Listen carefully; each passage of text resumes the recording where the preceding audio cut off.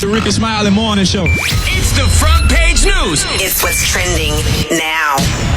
All right, 22 minutes after the hour, y'all, this segment is being brought to you by Urban One. We have the power and the voice to decide the direction of our communities and our nation. Don't sit back, take action, and register to vote on newsone.com/vote and make your voice heard.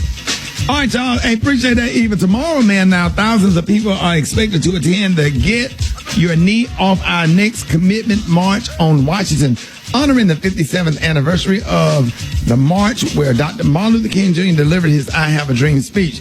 And the National Action Network is one of the organizations putting the event together.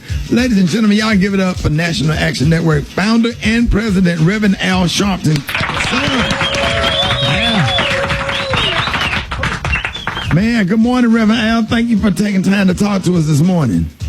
Good morning, Ricky. Good morning. Glad to be with all of you. Man, we love you so much. Thank you so much for coming on. I'm so excited. Now, what is the main purpose of the march, and what are you hoping to accomplish for tomorrow? Well, the main purpose is there are two pieces of legislation.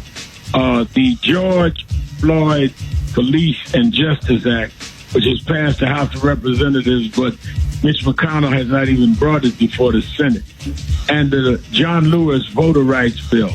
Both bills, one bill, the Floyd bill, is to make it a felony for police to use compression of any sort that leads to a fatality or death, to make them not have immunity from personal lawsuits, and to also make all their records transparent if there's been complaints against them.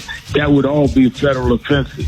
And the John Lewis bill is to give us full powers again of voting rights and a map to make sure that you cannot make voting rights changes, change voting sites, change people on the rolls without clearing it with the Justice Department.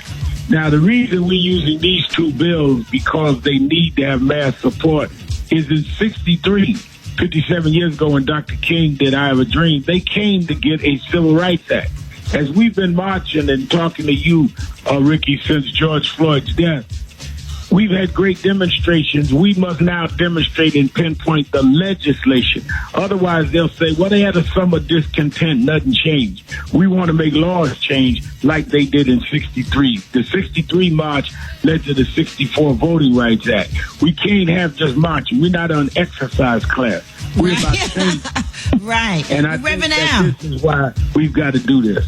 Amen. Reverend Al, we really appreciate the way you ride for our people and stand for justice every time. We just want to say thank you. And I also hear the family members of some of the victims of police violence and racial injustice have been invited to participate. Who are you expecting to attend? George Floyd's family is already here. I'm in Washington. His brother and them are already here. The father and mother of young Mr. Blake, who was shot in the back in Kenosha, is here. They're on their way. The father's already in flight. The mother be in the morning. We expect the families of Breonna Taylor. We expect the family of Rashad Brooks, shot in Atlanta. Ahmaud Arbery's father. All of them will be all the way back to Eric Garner. They will lead the march. We have the rally where Martin Luther King III is speaking. He's a co-convener, and Attorney Van Crump. And after the rally, we will march from the Lincoln Memorial to the King Memorial, and we accept to take a lot of people. We have face masks for everybody. We're going to make them social distance. Yes. We're taking everybody's temperature that comes into the march. So we're going to be, unlike President Trump, who had an outdoor thing last night with Pence and having one tonight, we're making everybody be COVID-19 conscious. Yes. All of the buses, they've got to be tested before they get on the bus with the temperature. So we're going to be responsible, but we're going to be determined. Okay, and Reverend Al, this is Special K. Hope that the march turns out even more than what you are expecting. And my question was related to the pandemic, but you already answered that, and that's good to hear. But in light of what happened in Kenosha this week, is there any concern about counter-protesters showing up? Well, I think the counter-protest is tonight. President Trump is speaking down the block at the White House. There you go. Oh, wow. Oh, wow. That's crazy. So, Reverend, I mean, how do you have a president, Ricky? Last night, Special K, the vice president spoke and never called the name of Blake. Talked about law and order. Well, when do the police follow the law and establish the order? Shooting a man in the back 7 or 8 times, that's against the law and against order. Hey, Reverend, now we was having a conversation about off the air about how when Gary was doing his segment about Black Lives Matter, how they are trying to make it seem as if other people and other entities are not trying to infiltrate Black Lives Matter to make it look like Black Lives Matter is burning down buildings and stuff like that. How do you feel about that? You know, because just like that 17-year-old kid came out of nowhere with an assault rifle and killed 2 people. This stuff has been happening a long time. Right. A long time. But the thing that gets me, first of all, Black Lives Matter is about saying that you've made everybody else's life matter, make ours matter. And there are different parts of the movement, civil rights groups like National Action Network and Urban League, all the way to grassroots activists. Many of who the Black Lives Matter organization are speaking at the rally tomorrow. We've all got to deal with Black Lives Matter. It is not burning down anything. There are those that have looted, and we've said that we're against looting. But are they against shooting? They want to stop the looting without dealing with the police shooting. And you've got to do both. And the other part of that, though, I think, is that we're not anti-police. We want to stop gun violence. I preached a 1-year-old kid's funeral in New York 3 weeks ago, shot with a stray bullet. My heart went out to my niece, Rickey, Smiley's daughter, when she went through her thing. She won't tell Rickey I'm a real uncle, but that's because I mean, we got to be real about this, and for them to act like Black Lives Matter is the problem when they won't deal with policing. We've got to deal with what's wrong on both sides. Amen. Absolutely. And so there are a lot of us that are not able to travel to D.C. tomorrow because of the pandemic and all of our own issues. Are there any way that people can participate who are not physically in D.C. tomorrow?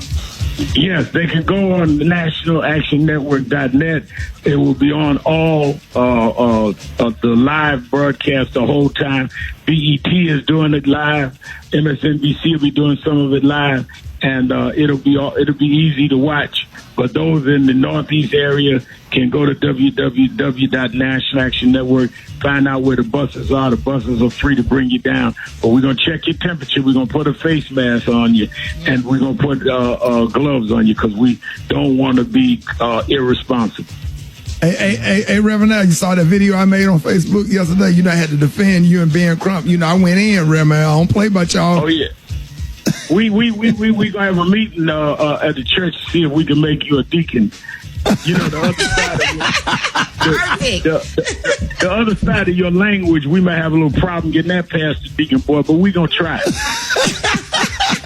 It's hard to. Don't get me started, Reverend. Try Jesus.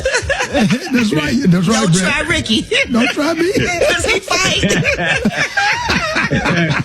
Hey, Reverend Al, we really appreciate you. Ladies and gentlemen, y'all please give it up for Reverend Al Sharpton. And there's still some time to reserve your spot for tomorrow's Get Your Knee Off Our Necks Commitment March. Go to nationalactionnetwork.net or call toll-free 877-626-4651. There it is, y'all. Jeff Johnson with 3 things you should know. Up next, Rickey Smiley Morning Show.